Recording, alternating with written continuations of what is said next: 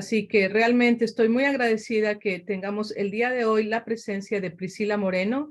Ella es defensora de víctimas y organizadora comunitaria. El día de hoy nos viene a hablar sobre la violencia doméstica y la respuesta comunitaria. Nos viene a dar una presentación y también si alguien tiene una pregunta, por favor háganoslo saber, lo pueden poner en el chat. Si el tema es un poco complicado para ustedes, si no se sienten cómodos, me la pueden mandar a mí privadamente, por medio del chat también. Lo importante es que ustedes puedan estar y participar activamente en esta conversación. Así que sin hablar más, Priscila, muchísimas gracias por estar aquí el día de hoy y venir a hablar con nuestra comunidad. Adelante, por favor.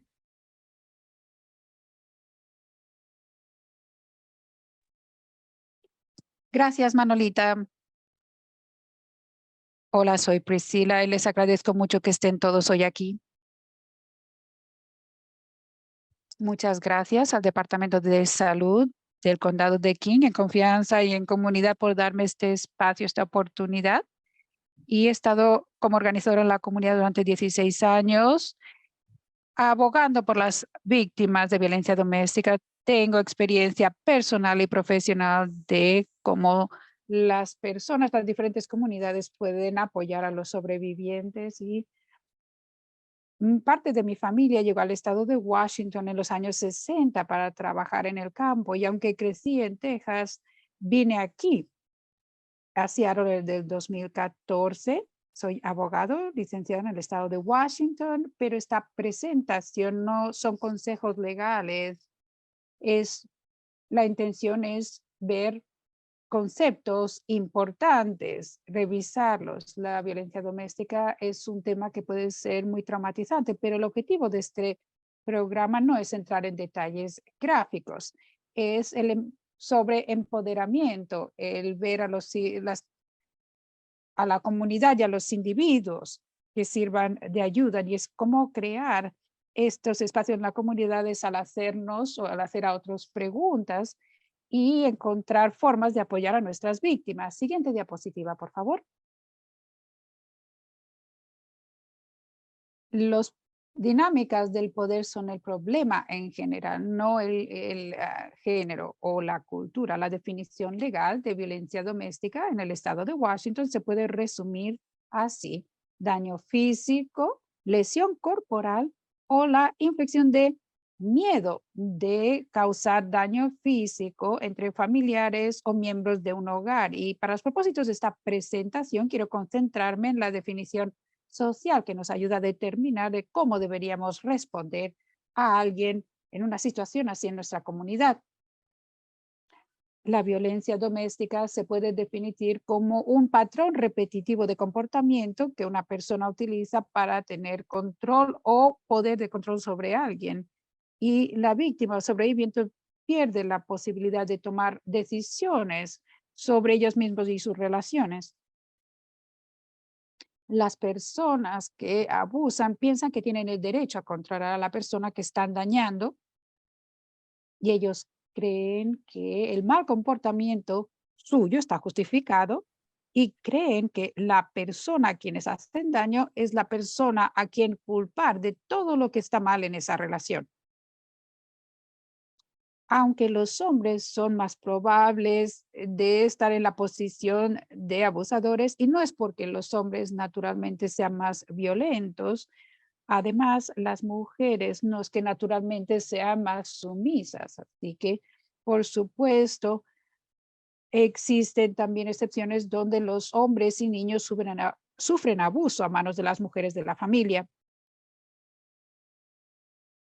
Nadie nace siendo abusador. Esos comportamientos se enseñan y se aprenden, y el abuso, lamentablemente, ocurre en todas las clases sociales y culturas de todo el mundo. Cada día es una nueva oportunidad para enseñar a la siguiente generación que las familias se pueden mantener juntas por respeto mutuo en lugar de control.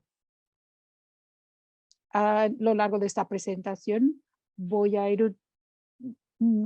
decir de V en lugar de violencia doméstica todo el tiempo. La siguiente diapositiva, por favor.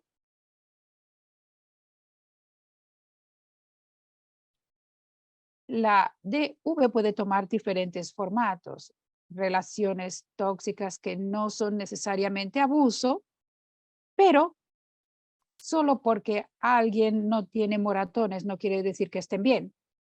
La cuestión es si la persona está en un ciclo de sufrir daño, control y mantenerlos con miedo. Estas formas de abuso pueden suceder todas al mismo tiempo o una combinación de ellas. Y estos comportamientos muchas veces no son lo peor en público. Dos formas de violencia doméstica que a menudo no se entienden bien es el abuso emocional y el abuso financiero o económico.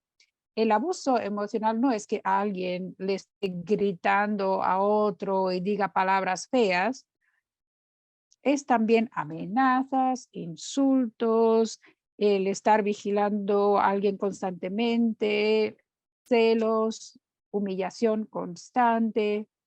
Y puede parecer que el abusador siempre le está diciendo a la víctima que no hay nadie que los va a querer nunca y que no pueden ser mejores que el abusador. Alguien puede hablar de una forma muy tranquila y ser de naturaleza muy calmada y aún así tener estos comportamientos y abusar de otros. El abuso financiero es una forma adicional de cómo el abusador controla a su víctima. Por ejemplo, preguntándole a la víctima en lo que gastan el dinero o evitar que puedan gastar dinero en sus propias necesidades o el estar saboteando su empleo. Siguiente diapositiva, por favor.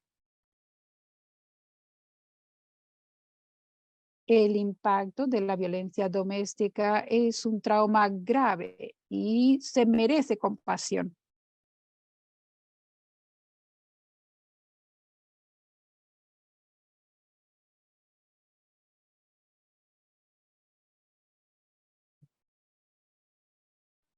Priscila, quería yo hacer un espacio para preguntarte, aquí veo que el impacto también es en efectos a los niños.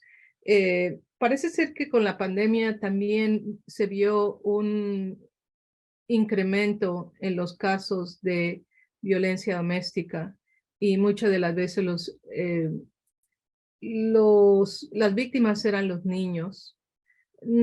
¿Hay algunos datos que pueda decir si una vez que ya los niños regresaron a la escuela, que ya no están siempre en un lugar donde no tenían cómo comunicarse afuera? A veces los maestros les ayudaban a navegar estas situaciones de violencia en la familia. ¿Se sabe si ha mejorado esto ahora que los niños ya regresaron a la escuela?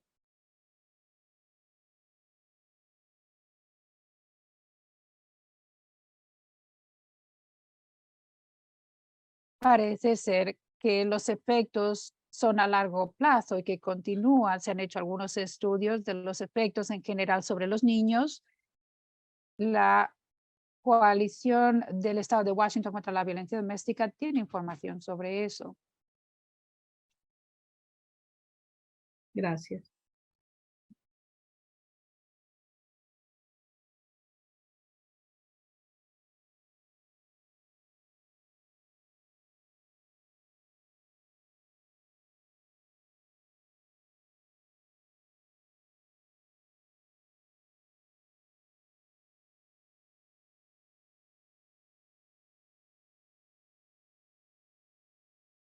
Intérprete, no la escuchamos.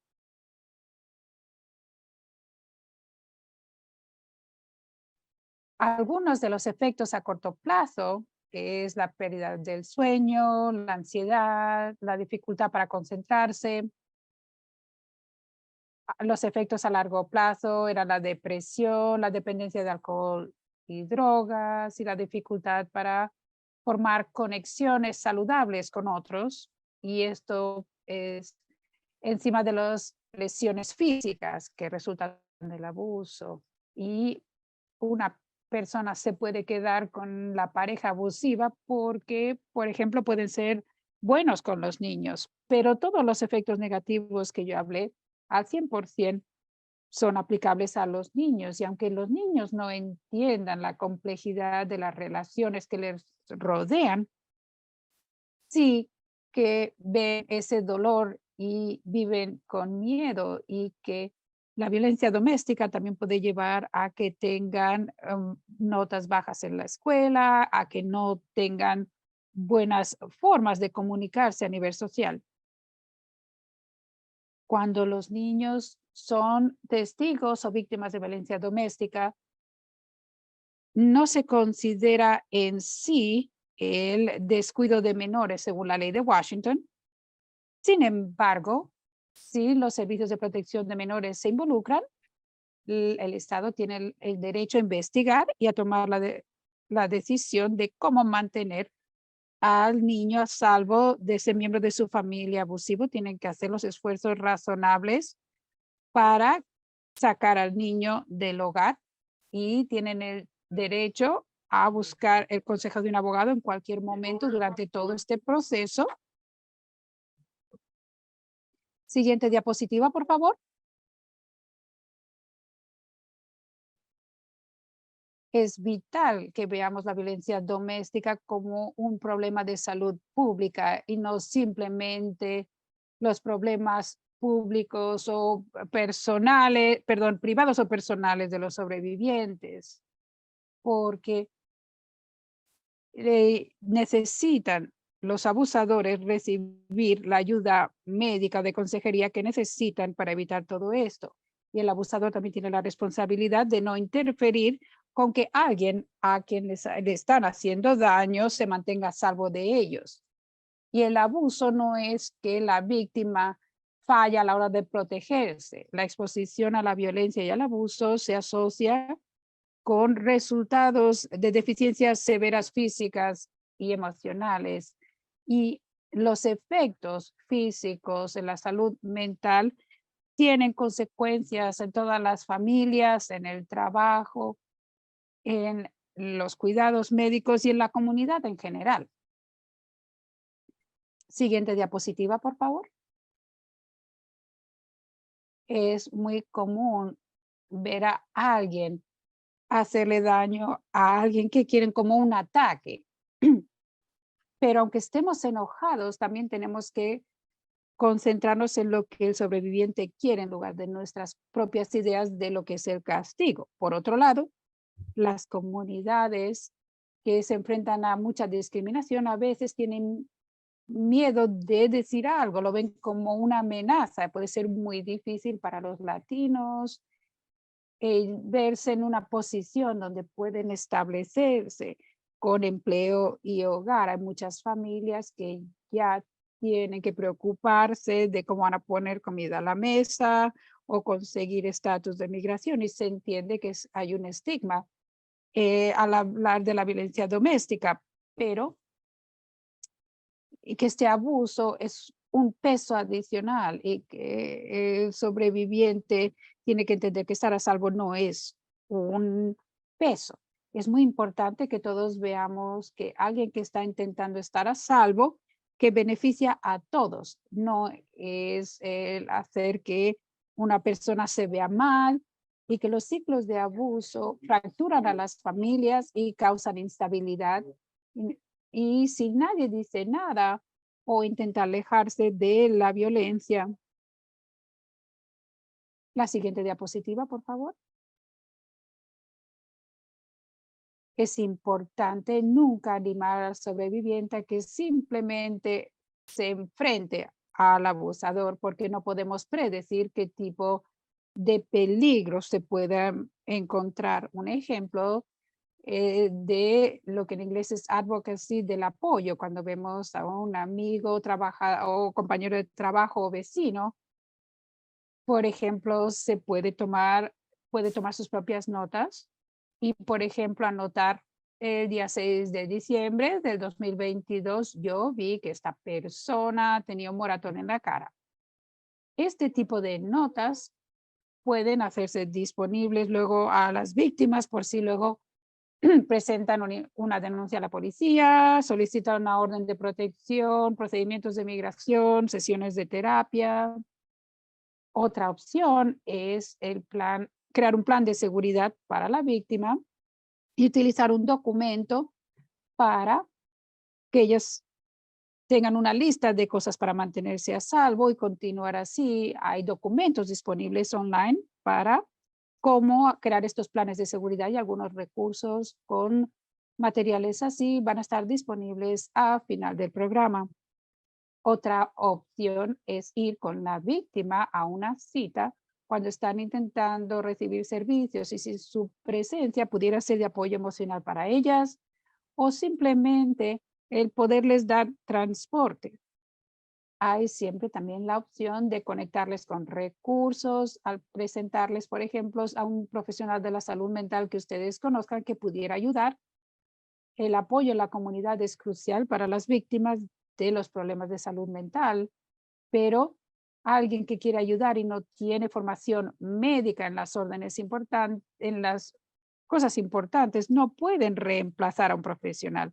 Para poder también ser una persona de apoyo es ayudarles a encontrar eso, el apoyo. Ya los niños sí tienen la edad y también, por ejemplo, participar en reuniones formales o quizás informales, alguien que se junta pues para cocinar o para hacer una actividad extraescolar.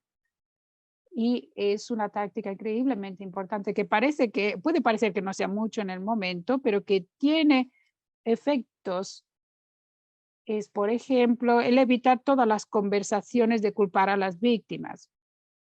Y hay que hacerlo de la forma que pueda ser más efectiva dependiendo de la conexión que ustedes tengan con esa persona. Esta táctica no tiene que hacerse verbalmente condenando a amigos, sino redirigiendo la responsabilidad a la fuente del daño, ¿no? Por ejemplo, si ustedes oyen a la víctima decir, bueno, ya sé que está loco, ¿no? De todas formas, es un buen momento para decir algo como cualquier persona puede ser víctima, incluso alguien que es popular, ¿no? Y se le puede decir, si, por ejemplo, se pueden sentir a salvo de su abusador, si se irrita con las personas que hacen daño y le puede decir, bueno, sí, se sienten cómodos con este enfoque, están preocupados de que alguien cerca de usted no se fíe de usted, de que le están haciendo daño porque les preocupa que puedan pensar cosas malas de usted. Preguntas de este tipo cambian el panorama. Los abusadores y las personas que permiten que suceda el abuso, cuando las personas se sienten incómodas y evitan las conversaciones sobre seguridad. Otra forma de apoyo es por ejemplo, tener ustedes y niños jóvenes o pequeños promoviendo el consentimiento, de ser modelos de comportamiento. Es todo sobre la salud de la comunidad. Las conversaciones, por supuesto, pueden ser más difíciles con las personas mayores, pero incluso empezando un diálogo con ellos en sus propios términos puede ser muy empoderante para ellos. Y una de las mejores conversaciones que he tenido nunca con mi abuela, cuando ella me describió con orgullo de que cuando ella era pequeña, ella estuvo enfrentándose a la persona que estaba cometiendo abuso contra una de las mujeres de su familia. Siguiente diapositiva, por favor.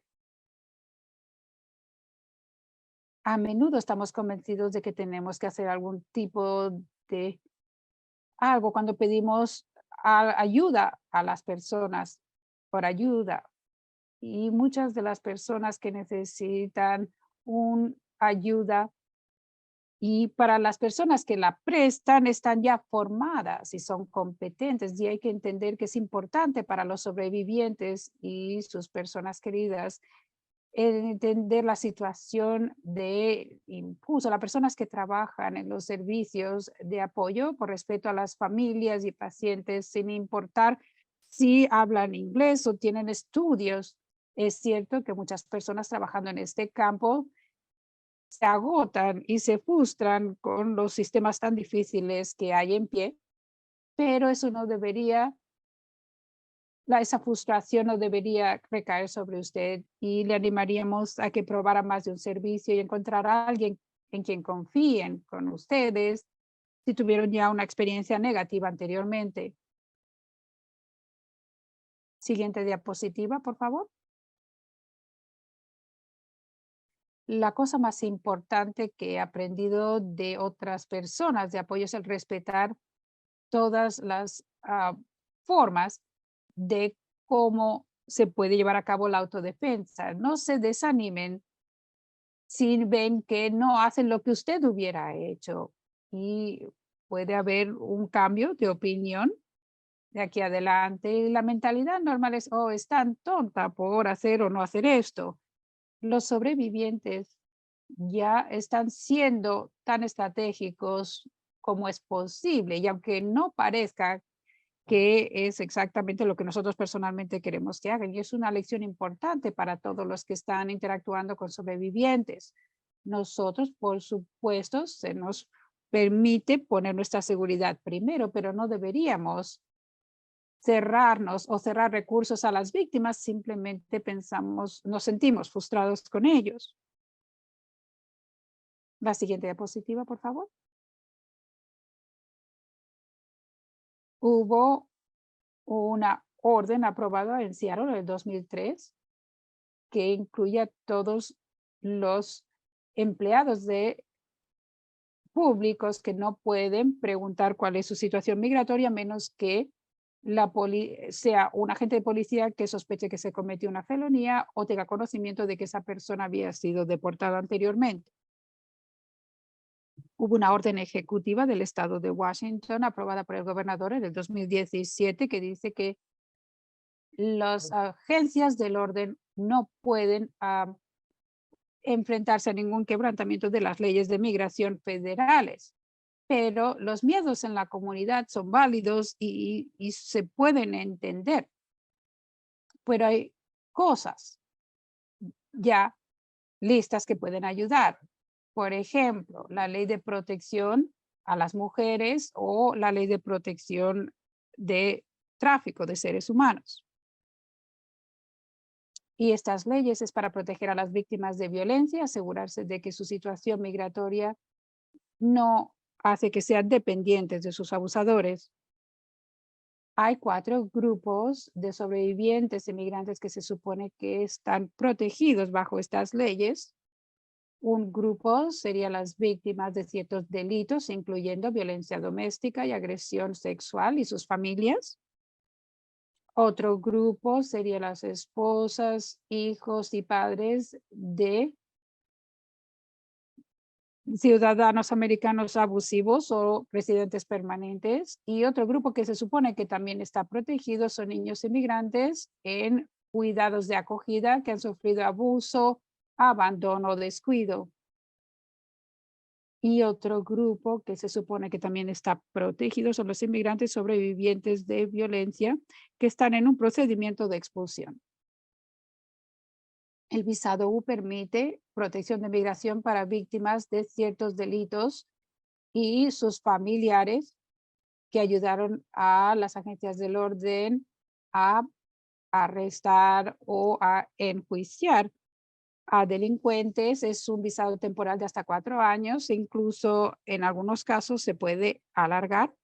Los abogados en los bufetes locales le pueden dar consejos específicos a nivel de cuáles serían los pasos prácticos a seguir adelante en situaciones de violencia doméstica. Siguiente diapositiva, por favor. Aquí tienen algunos recursos, tanto de ayuda legal y también conocimiento general de sus derechos en las páginas web. El Northwest Justice Project creó un paquete de solicitud de orden de protección y es un formulario en el que está en español también y es algo que pueden revisar si el sobreviviente está considerando, los sobrevivientes están considerando, quieren presentar una orden de protección por violencia doméstica contra su abusador. El Northwest Immigrants Rights Project también es otra gran organización y los requisitos para ser cliente de ellos aparecen en este PDF.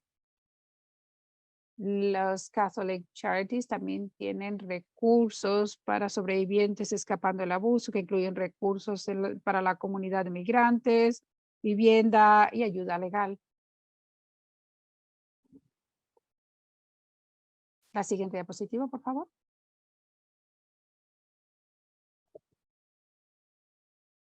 Mucha de la información que se da en esta presentación es de la coalición del Estado de Washington contra la violencia doméstica.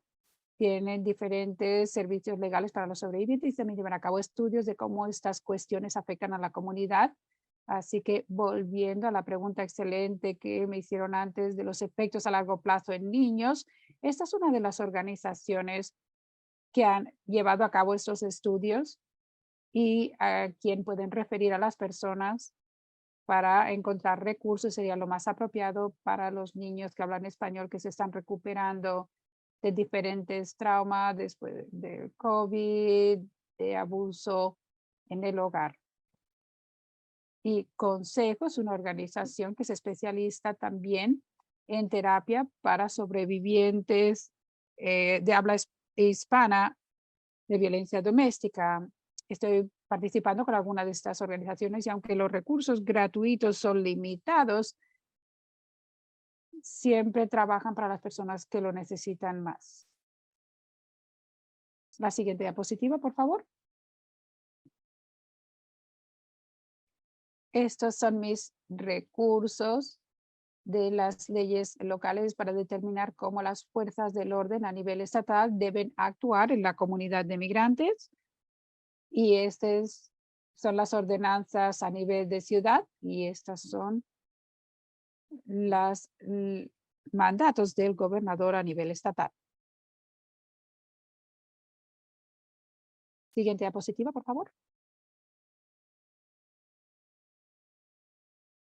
La mayoría de nosotros no crecimos hablando de cómo responder a la violencia doméstica. Y yo les animo a todos a que empiecen a mirar estas guías de cómo responder.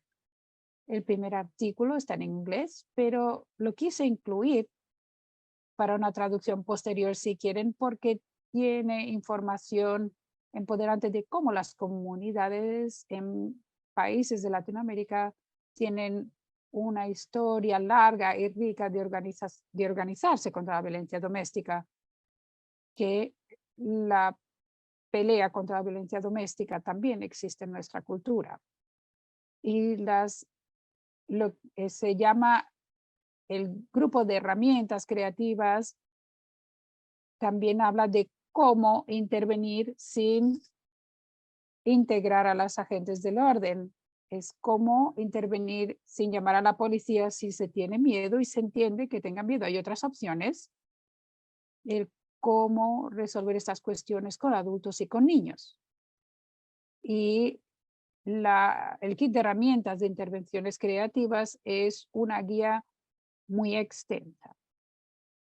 Algunas de las ideas en esta presentación se basan en métodos que yo personalmente he visto que funcionan y se describen con más detalle en este kit de herramientas. La coalición en contra de la violencia doméstica del estado de Washington también tiene una guía más breve que también les recomiendo encarecidamente.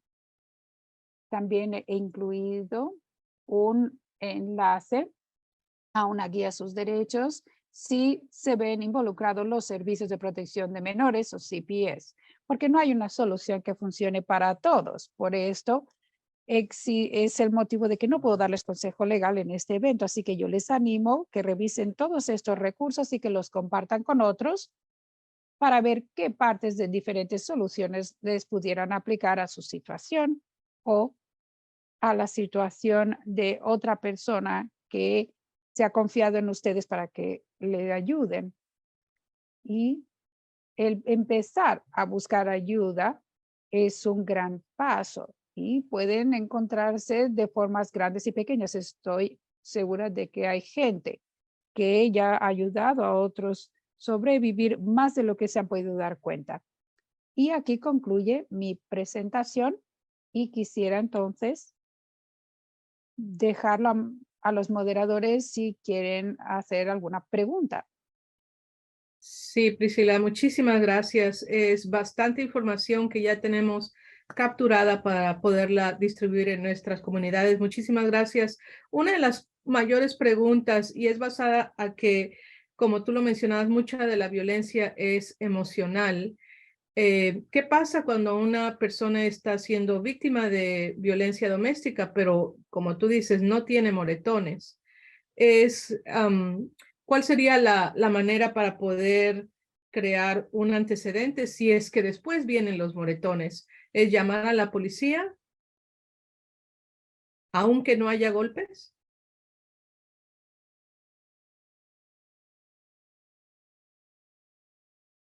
Diría que eso es el momento mejor para mantener las líneas de comunicación abiertas con esa persona que sospechan está sufriendo abuso, que escriban las cosas que esa persona dice y luego quizás ustedes van a ver un modelo repetitivo y verán pruebas de que la situación está progresando si mantienen esas líneas abiertas de comunicación con la persona que posiblemente está sufriendo abuso. Es muy probable que en algún momento se sientan cómodos de hablarles de si el abuso se ha llegado a ser ahora ya físico y que posiblemente pudiera haber una respuesta de la policía en ese momento.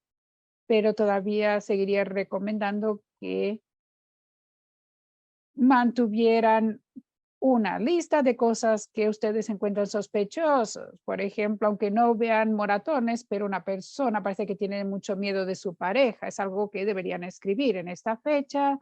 Vino al trabajo y se la veía con mucho miedo de su pareja o estaba al teléfono y podía oír como él la estaba gritando al teléfono. Ese tipo de cosas sería bueno que lo escribieran por si acaso se llegara a un momento donde pidan su apoyo para quizás contactar a las agencias del orden. Entonces, se podría decir que en la mayoría de los casos, una violencia emocional termina siendo una violencia física o no necesariamente.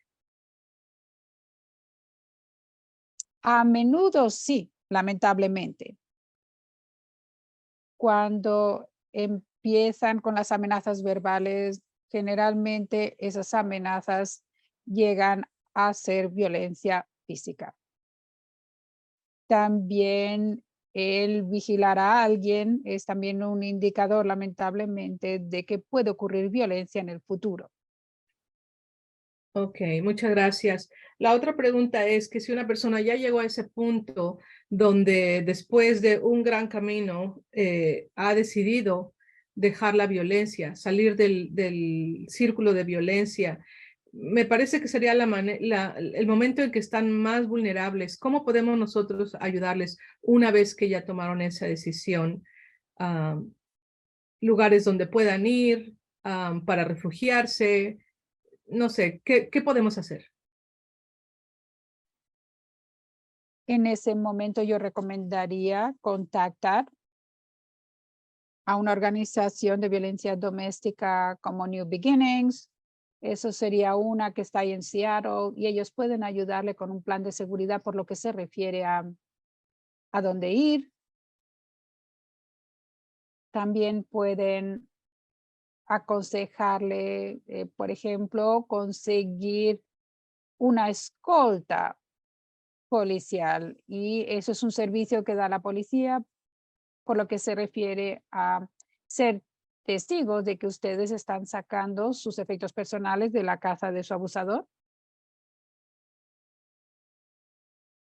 Y a partir de ahí, recomendaría que estén en contacto con una persona de apoyo en una de estas organizaciones, si es posible, para saber a qué punto están dentro de esa lista de pasos para estar en su plan de seguridad, dónde van a quedarse, dónde van a guardar sus documentos, cuáles son los números de teléfono de sus contactos de emergencia creo que lo más importante en ese momento es estar en comunicación constante con las personas en quienes confían y que ellos sepan cuáles son sus planes por si hay peligro, para que todo el mundo sepa cuál es su plan de emergencia. Gracias. Y esta otra pregunta tiene que ver con que sabemos que hay recursos y hay organizaciones, pero no hay nada específicamente para comunidades que no hablen el idioma. Parece ser que llegan a este lugar donde hay servicios y apoyo. ¿Se cuenta con el servicio de intérpretes o todavía mejor con gente que pueda entender culturalmente a la persona que viene pidiendo ayuda contra la violencia doméstica?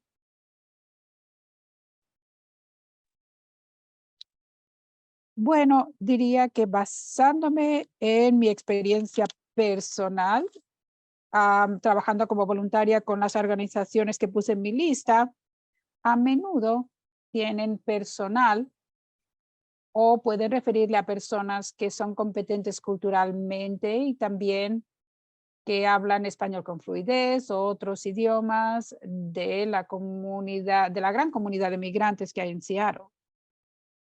Así que es posible que a veces estas organizaciones de servicios, ellos mismos no tengan a alguien, pero pueden siempre, casi siempre referirles a alguien que sea más adecuado. Muchas gracias y le damos gracias también a Giselle que nos puso ahí en el chat los enlaces para New Beginnings y otra organización que se llama Dawn. Muchas gracias, Giselle. Y pues no sé si hay alguna otra pregunta. Estamos llegando al final de nuestra reunión. Priscila, muchísimas gracias por venir a hablar con nosotros sobre este tema. Nos lo han pedido bastante y sobre todo la respuesta después de, porque tiene muchas facetas, tanto la ayuda psicológica como también saber los recursos, si hay algún refugio donde pueden ir, cuál es el primer paso. Así que te agradecemos muchísimo que hayas venido el día de hoy. También muchas gracias a la intérprete. Olvidé anunciar que teníamos el día de hoy el apoyo de la intérprete María Lucas. Así que María, muchísimas gracias por tu apoyo.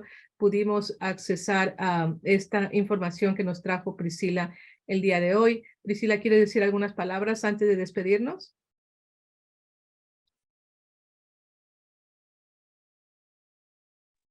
Yes, thank you all so much.